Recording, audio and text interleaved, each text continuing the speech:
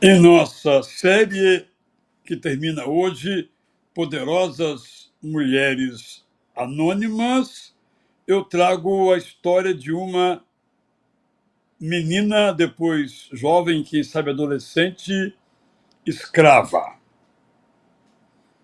Está na Bíblia, vou ler na versão Prazer da Palavra, no livro de 2 Reis 5, 1-5.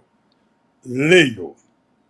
Naamã era o comandante do exército de Ben-Hadad II, o rei da Síria, entre 860 e 842 a.C. O general era muito conceituado pelo rei e pela população, especialmente porque, pela bênção do Deus Eterno, tinha conseguido levar seu país à vitória. Naamã era tratado como um herói de guerra, mas sofria de uma grave doença de pele.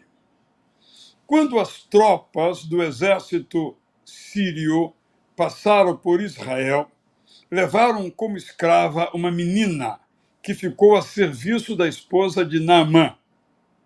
Anos depois, já jovem, a escrava disse à sua patroa: "Por que seu marido não procura o profeta do Deus Eterno que está na Samaria?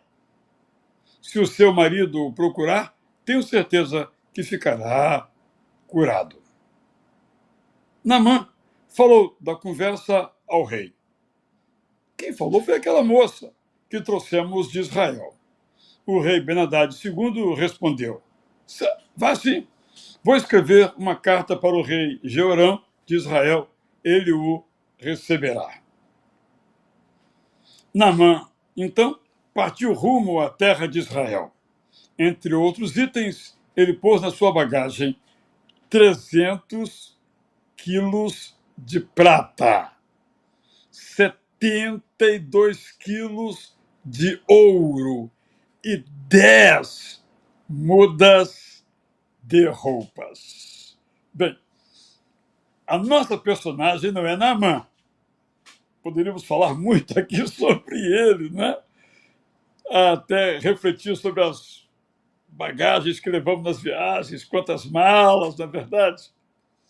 Mas a nossa personagem aqui é essa escrava, uma menina, como vimos no texto, foi levada escrava, tomada à força da sua família, tomada à força do seu país, e levado para outro país, para outra família, para trabalhar como escrava para essa outra família. Sabemos que isso até recentemente aconteceu no Brasil, até recentemente aconteceu em muitos lugares do mundo, até hoje acontece em muitos lugares do mundo, inclusive no Brasil.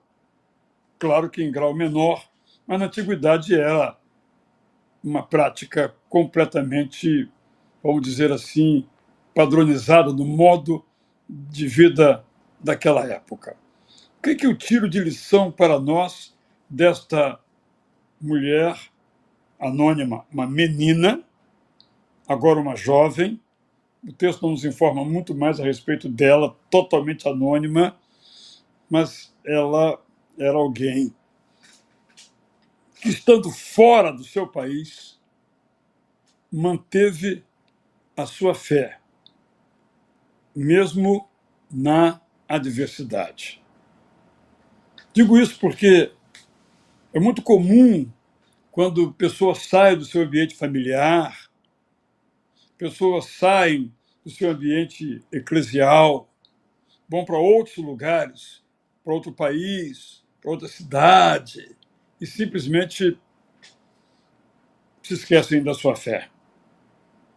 Talvez se esqueçam do seu Deus até a próxima adversidade. Essa menina anônima, não. Ela certamente perguntava: Deus permitiu essa coisa na minha vida? Eu era livre, agora eu sou escrava. Essa é a sua adversidade, mas ela manteve a sua fé. Esse é um convite para nós. Não importa se perdemos pessoas queridas, se perdemos emprego, se estamos doentes. Não importa. A nossa fé é a nossa fé.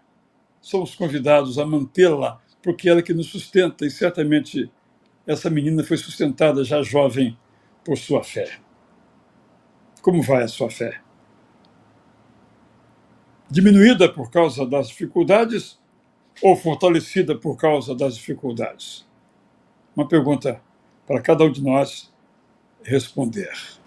Segunda lição que eu aprendo nessa história, você pode aprender outra e colocar aí no nosso chat, é que ela esperou a hora certa de falar. Ela era judia, uma nação dominada, era uma escrava, estava em dificuldades, mas ela estava ali atenta. Como dizer, minha hora vai chegar. Muitos anos depois, Esther compreendeu isso, não é que a sua hora tinha chegado. E quando então o seu patrão ficou doente, ela não tinha acesso a ele.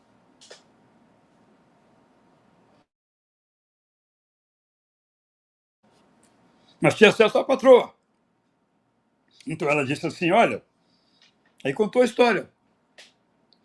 O profeta Eliseu está aí, está pertinho. Né? Samaria fica no norte de Israel. A Síria é o próximo país, conforme o lugar é o próximo país. Se for pelo Líbano, é o outro país, mas está ali pertinho. A gente sabe disso pelos noticiários de hoje, né? E aí a história se desenrola. No nosso caso aqui, eu recomendo a você ler todo o capítulo 5 do livro de Segundo Reis. Na hora certa ela falou. A patrão estava doente. Tinha uma doença. As traduções tradicionais trazem lepra. Mas não é lepra, propriamente dito. É uma severa doença da pele. Lepra é um termo que não se usa mais por ser um termo preconceituoso. Uma forma de hanseníase, mas não propriamente, estou falando com cuidado, temos um especialista aqui nos ouvindo, o doutor Haroldo José de Matos, nesse assunto, que vai ter um livro lindíssimo sobre esse tema, mas era um espectro de doenças. E, no caso, não está especificada qual a doença, mas não era, por exemplo, a hanseníase clássica, porque ele não estava em quarentena, ele não vivia isolado. Possivelmente uma escamação, uma deformidade da pele, algo que não era contagioso, mas era grave. E ele era um general, ele era uma pessoa de prestígio, como já vemos pela história. Então, a menina não tinha acesso ao patrão, né? Mas tinha acesso à patroa. Na hora certa, se encaixando, ela então diz: olha, tem um profeta de Deus ali. Vocês não creem, eu sei. Mas vamos lá. Tem o que é perder?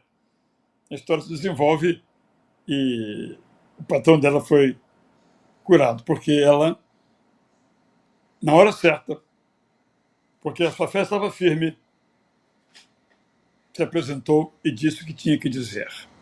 Terceira lição, e última, né? Essa anônima que se tornara uma estrangeira, embora fosse uma judia, tinha uma fé verdadeira.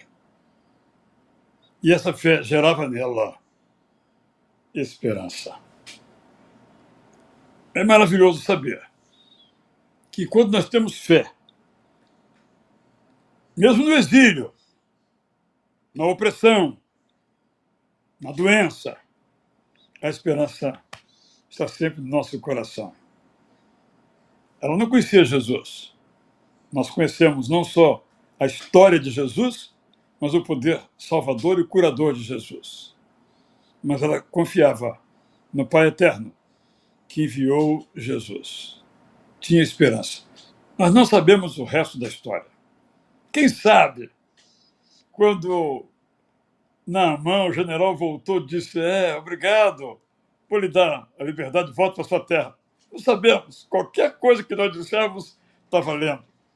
Quem sabe ela recebeu um pouquinho daquele dinheirama O general levou de viagem e não precisou, porque não teve que pagar ao profeta. Não se paga por bênção de Deus, é coisa de Deus. Não sabemos. Imagina você aí, tá bem? Mas o importante é manter a fé.